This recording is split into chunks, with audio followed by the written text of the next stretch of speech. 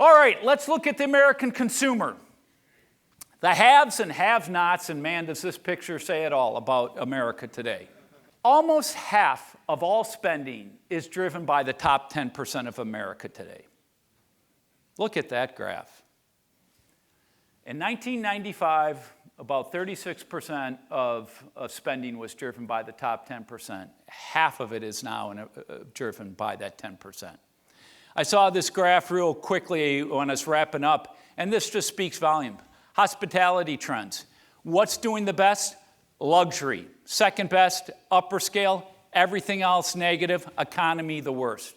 And by the way, if you stay at luxury hotels, have you seen how much the pricing of luxury hotels, the rates have gone up the last few years? I mean, it's ungodly. I mean, tripled, quadrupled. Why is this happening? Because wealth distribution is getting so whacked and skewered. The top 0.1% of Americans control 13.9% of all the assets. The top 1% controls 17.1%, and the top 10% controls 36.4%. Folks, 67.4% of all the assets in America controlled by the top 10%. The middle 40, from 10 to 50, is 30%, and the bottom 50, half of America only owns 2.5%. And if you look at the graph to your right, this is showing the change in net worth since 1990. And who has done the best? The top 0.1%. Up 1,227%, the top 10% up 684. Bottom 50, lowest. And you know, when you factor in inflation over that time, means that their incomes haven't done much or their net worth hasn't done much. You know, when you wonder why a guy like Mamdani won in New York, that's the reason. Why people actually listen to somebody like AOC or Elizabeth Warren, that's the reason. This is wrong. I'm going to tell you, this is wrong. Now, my issue is, yeah, they can diagnose the problem, but it's a lot of their policies that have gotten us into this, and what they want to do will only exacerbate this on steroids. I'll give you an example. What's the two highest rates of inflation in America since 1980? Two sectors that have had the highest rates of inflation. Come on. Higher education and healthcare, right? What's the corollary between the two of them? Ever increasing government involvement. So let me give you a specific example. Higher education. I went to the University of Wisconsin. It cost about $4,000 a year to go to the University of Wisconsin. And that was back in the early, mid-'80s.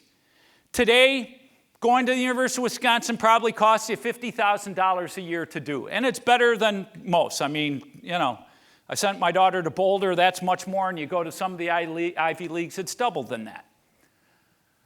How did that happen? Because the government came along, people like AOC and of 20, 30 years ago, well, it was Ted Kennedy was a big one. Let's give students money. We'll give them all these student loans. It didn't help the students. You just buried them in debt. All it did was drive up the price of higher education. The only ones that were benefiting was the administrative structure of these big university systems and the professors.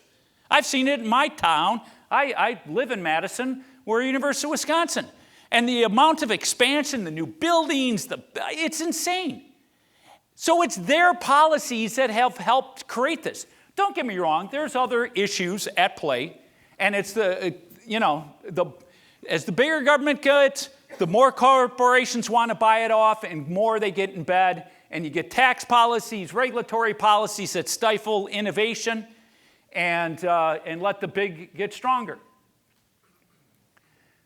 Here's another look at America and why half of America is broke. This is the savings rates from 1950 to 1974. It was 11.4%. From 75 to 99, it was 9.1%. In 2000 today, it's only 5.2%. But that's all masked because that's largely driven by the top 10%.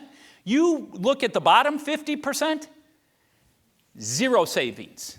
And when you factor out government transfer payments for food stamps and welfare and all the rest, negative savings rates. Half of America has less than $1,000 in savings. The average is $600. Now, seriously, could you imagine going home tonight and going, I only have $600? I'm one missed check and I'm in trouble? I feel so sad for half of America and how we've just whittled away our middle class. So how is the bottom half surviving? Credit. This is HELOC loans, the dark blue, auto loans, credit cards, student loans, others. And you've seen from 2000 the amount of credit. And this doesn't factor in buy now, pay later.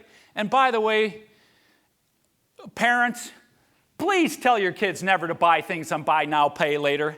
I mean, the fact that kids are buying concert tickets and stuff on buy now, pay later is insanity. But here's the problem. Many consumers have hit the wall. These are delinquency rates. Mortgage is still benign, but that's going to start heading up. Auto loans have headed up. Credit cards have shot up. Student loans, boom, once all's done, they have to start making their payments. Look at that default rate just skyrocket. And you can even break it down between subprime credit and prime. This is auto delinquencies. Prime is hanging in there at only 37 basis points, but look at subprime. Delinquency, 60-day delinquents, which means in auto lending means they're pretty much going into repossession. It's higher than the height of the great financial recession. So we got to talk about the labor markets.